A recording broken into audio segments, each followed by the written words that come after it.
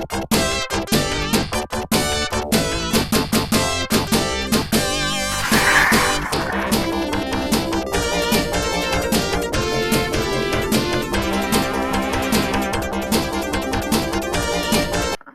so this is one of the last calculus topics that you'll see here that we have to do for AP Physics C. And this is talking about differential equations. Basically, differential equations come about because this is how we end up with integrals, okay? And you'll see here in a second how do we solve them. But a differential equation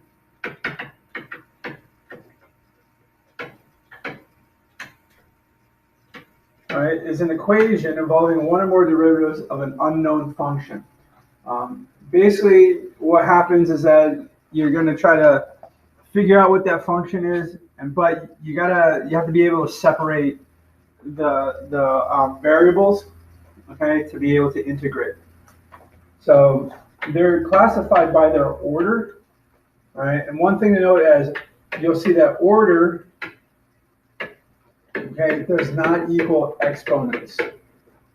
Okay, so order, the order of a differential equation is defined to be the order of the highest derivative it contains. Okay, so you have to note that the differential goes to the derivative. Sometimes there'll be an exponent running around in the problem. You'll have to distinguish between order versus exponent. So an example of a first order, right, will be something like d dx or dy dx equal to x. Okay, so that notation dy dx, or sometimes what you see is that prime notation, like y prime. That just means first derivative. Okay, so if I had to solve what you see, the dy dx equals x. If I had to solve this, I'd be solving a first order differential equation. Okay, a second order will look something along the lines of y double prime minus 2y squared equals 3x. Okay, so this double prime, that's the order, that's our derivative. Okay, where this 2, the 2y squared, that's an exponent. And so that's what I was talking about. Order does not equal exponent, right? And so y double prime is also equivalent to this notation. So d squared y dx squared. And this is where you may get confused where it's order versus exponent. If it's written with the dy and dx, excuse me, with the dy and dx, then it's the order. But if it's written over here like with the variable, then it's an exponent. So these would be what are called second derivatives. Okay, so if I had to solve this, y double prime minus 2y squared equals 3x, if I had to solve that equation, that is a second order differential equation. All right, and then a third order would look something like this. So the third derivative of equal to 4x. So this d cubed y over dx cubed, right? Or you would see y triple prime. Sometimes you may see it as y, and then they'll put the 3 in parentheses. That's something that's done when it's especially higher order because you don't want to keep writing primes, okay? And so this would be the third derivative, okay? But if I had to solve that equation, that is a third order differential equation, okay?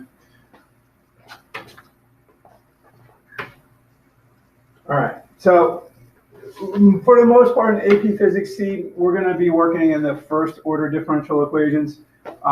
So they're considered to be separable. So I can break apart that dy dx or dv dt, dx dt, whatever you're using, I can break it apart into those pieces. So I can take this dy dx and kind of solve it for dy, okay, so I can figure out what that function is. And then once you have it separated, you can just simply use integration. So all of our integration rules. And this is really what integration, how it comes about, right? And this process is called the separation of variables. Okay, you're trying to separate that dy dx into their different sides so that you can solve for something. And most of the time, if it's a math class, you're going to solve for y. In physics, you're going to solve for different types of things. Okay. So it can be used only when all variables can be moved to either side of the equation, right? So here are the steps. Step one, you're going to separate the variables by moving all the y terms, or all, really, you're going to get, one variable to one side with the dx or with its d notation, and the other variable to the other side with its d notation. But if we're just talking math, you're going to get all the y's to one side and all the x's to the other, and then ultimately integrate both sides, okay? And don't forget, because these are what we call indefinite integrals, you're going to put the plus c, and you only really have to do it on the x side, because if you were to try to solve for y, you would subtract over y's constant, and so you could just call it one giant c value, and then solve for y. All right, that's really what the process is. Sorry, working with the new program because my other one's not working right now. Okay, so here are a couple of examples of how this process works. So we're going to solve for y, and we're given the differential of dy dx equals x cubed. So the first thing I'm going to do is I'm going to get all my x terms to one side and keep my y on this side. So I'm going to multiply both sides by dx. All right, so cancel it here. So I end up with dy equals x cubed plus, or sorry, not plus, but x cubed dx. Okay. And now, if I want to solve for y, all I have to do now is take the integral of both sides. And so integral kind of cancels this differential, so it's going to be y equals, and then I just simply take the integral of x cubed, which we know is 1/4 x to the 4th plus c. Okay. Now, if you're given initial conditions, you can solve for this. In fact, that's going to be our next example. Right, but yes, the y technically should have a plus c, right, but we'll call it plus d. But if I'm solving for y, what I'm going to do is I'm going to subtract d over to both sides. And so like c minus d is just one big c, okay, one big constant. So you don't have to keep just adding the plus c to both sides. Anytime you deal with this, you would ultimately subtract over that constant, okay? So the next problem says solve the initial value problem for y. So here we're given dy dx equals -4xy squared with the initial conditions that when x equals 0, y equals 1. Okay. So let me rewrite this first to start. So dy dx equals -4xy squared. Okay. And so the first step I'm going to do is I'm going to multiply both sides by dx. All right. So all that on the left-hand side is going to cancel. So dy equals -4xy squared dx. Okay. Now I'm going to get this y squared to the other side. So it's going to cancel here on the right-hand side. And so I'm going to have 1 over y squared dy equals -4x dx. Okay. Now, we've never really contended with what happens when you have a fraction here, but you can rewrite this. In fact, rewriting in calculus may make the problem a little bit easier. So if I rewrite this, now it looks like something we worked with before that we can use, right? So now we can follow our rules. So we're going to integrate both sides, right? And so now if I follow my rule, this is going to be -2 plus 1 over -2 plus 1, right? So what happens is I end up with negative y to the -1, okay, equals 4x squared over 2 plus c. Again, yes, this would have a plus c to it, but if I subtract it over, I'm just gonna subtract out from that c there. So I'm just going to leave this as just a big C, not have to worry about over here on the right-hand side. Okay, now I can simplify this. This just ends up being 2x squared plus c, all right, equals -y minus 1. You can bring this, say y to the -1 equals -2x squared plus c, right? But now we have to apply the initial condition here of when x equals 0, y equals 1, right? So I'm going to say y to the negative 1 equals negative 2 times 0 plus c. Okay? And so what does,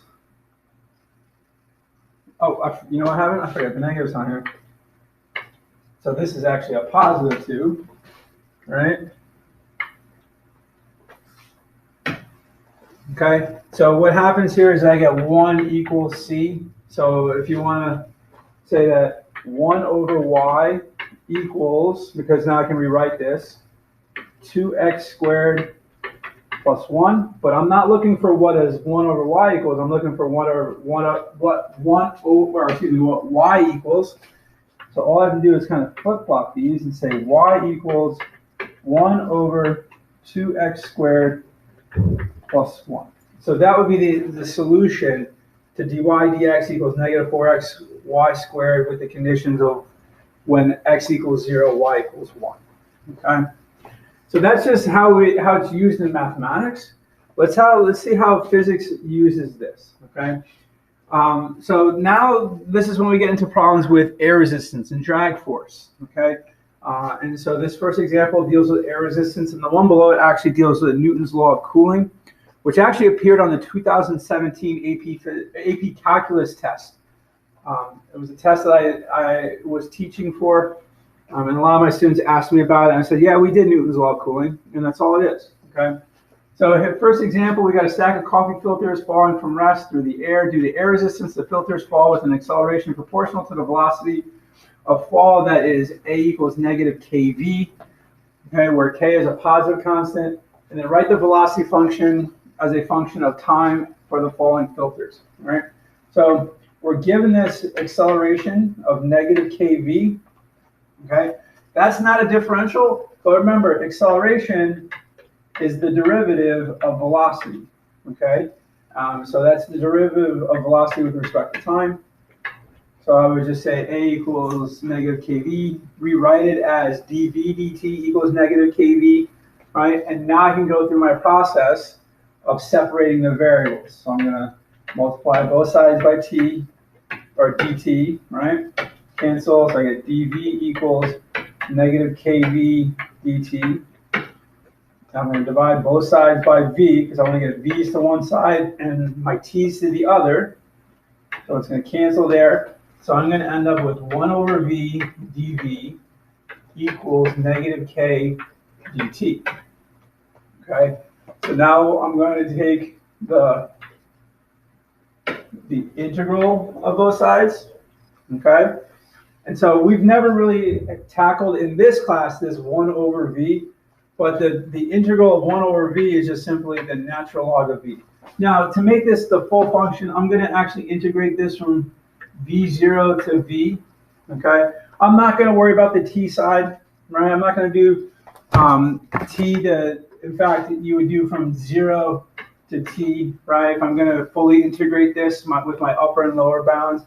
So the integral of 1 over v is natural log of v, and I'm going to evaluate that from v0 to v.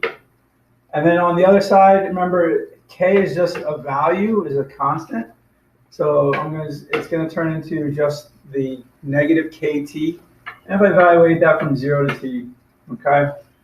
So now I'm just plugging in. So we're going to do our upper limit minus our lower limit, right? So it's going to be negative k times t minus 0. Okay, because I factor out the negative k, because it's just a constant number.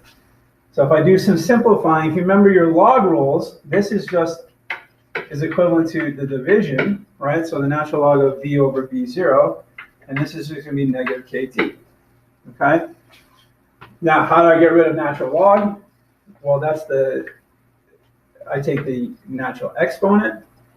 Okay, and yeah, there would be, well, there's no plus c because we're doing specific values, right? So this e cancels that natural log, so I get v over v0 equals e to the negative kt.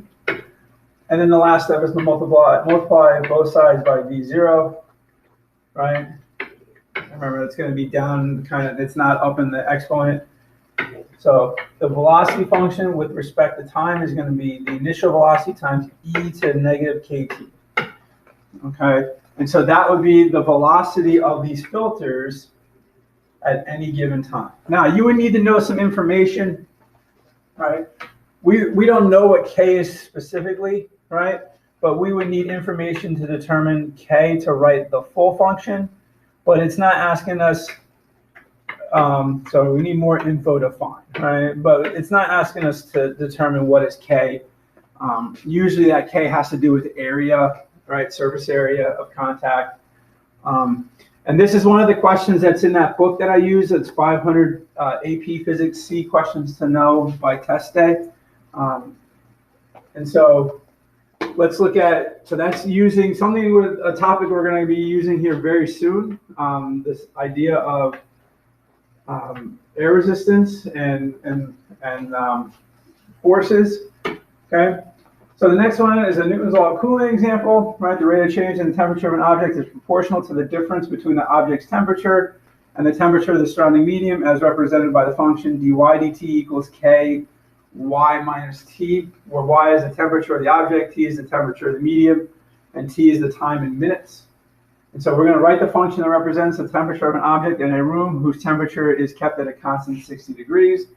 And then we're going to do some specific information. So if an object cools 100 degrees to 90 degrees in 10 minutes, how much longer will it take for the temperature to decrease to 80 degrees? Okay. So part A is just simply our separation of variables and integrating. And then part B is doing a little bit of algebra, right, to get specific information. Okay. So here we're going to separate our variables. So we're going to multiply dt up. So I end up with dy equals k times y minus t dt. Now here's the y. I can do maybe some crazy solving here, right? But it's not helpful. What you may want to do, and we can explore it later, is to divide by that whole middle term. Okay, that y minus t, and so that would cancel out here, and so you end up with 1 over y minus t dy equals k dt. Okay, so now at this point in time, I'm going to integrate, right? And so now this is the 1 over y minus t. Well, t is a constant, so that's almost like I'm just integrating 1 over y, which we saw was the natural log of whatever was in our denominator. Okay, so natural log of y minus t, and that's just going to be equals to kt.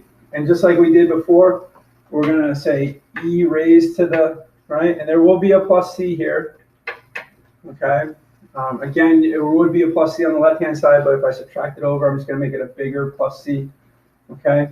And so this cancels that. So I have y minus t equals ekt plus c. Now, the weird thing here is this is the same thing as ekt times e to the c, which we just call this c again. Again, this e to the c, we're just calling a big C. All right, and so then I'm going to solve this for y plus t. Okay, so our function y equals t plus c e to the kt. Now, the only thing we have to do, this temperature is the temperature of the medium. And so it tells us that the room starts out at 60 degrees. Okay, and so this would be our answer to part A. Okay, we can't find C or K yet because we don't know conditions, but we can do that starting in part B. Okay, so for part B, what I'm going to do is I'm going to plug in that essentially I have the point 0, 100. So at 0 minutes, it's 100 degrees. And at 10 minutes, it's 90 degrees, but that's going to allow me to find C and K. And then I'm going to use it to now use that function to find what happens to 80 degrees, when it goes to 80 degrees. So I'm going to say 100 equals 60 plus CEK to times 0, right? Well, this is 1, okay?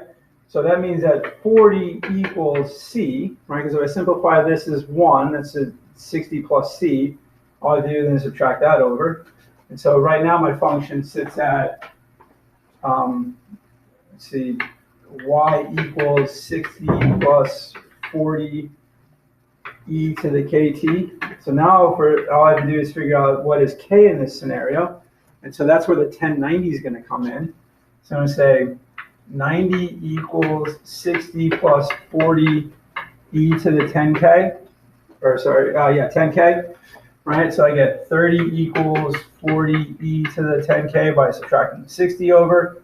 Now I divide by 40, so it gives me 0.75 equals e to the 10k, right?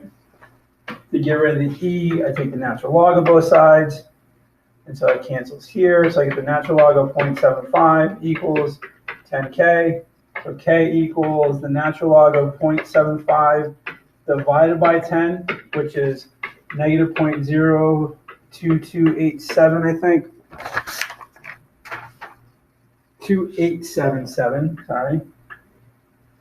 Okay, so now my function becomes y equals 60 plus 40 e to the negative 0.0287. All right, okay, sorry, I'm out of room. Let me see if I can slide it over a little bit.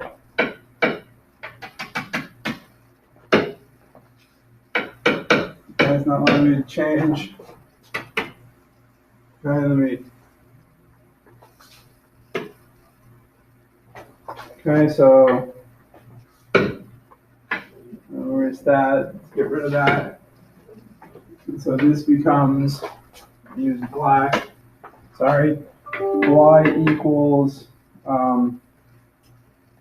60 plus 40 e to the negative 0.02877t.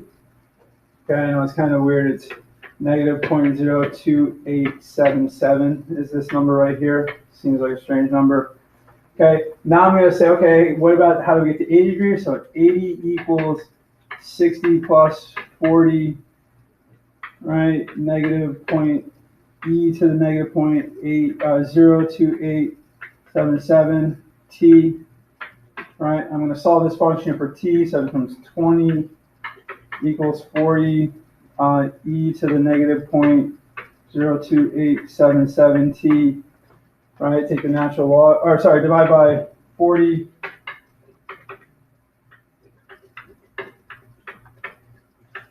So I get 0.5 equals e to the negative 0.02887 or 2877 t. Right, natural log of both sides cancels here, so I get the natural log of 0.5 equals negative 0.02877 t. Divide both sides by negative 0.02877. All right, and then t ultimately equals roughly 24.05 minutes. Okay, and so it's a lot of work there, but part B is really just a lot of algebra, right? Mixed in with the natural exponent. And that's typical of these type problems where you will end up with an e with a natural exponent or a natural log, just because that's how these functions work, okay? Because a lot of times what you'll do is you get a 1 divided by, which ends up being the natural log.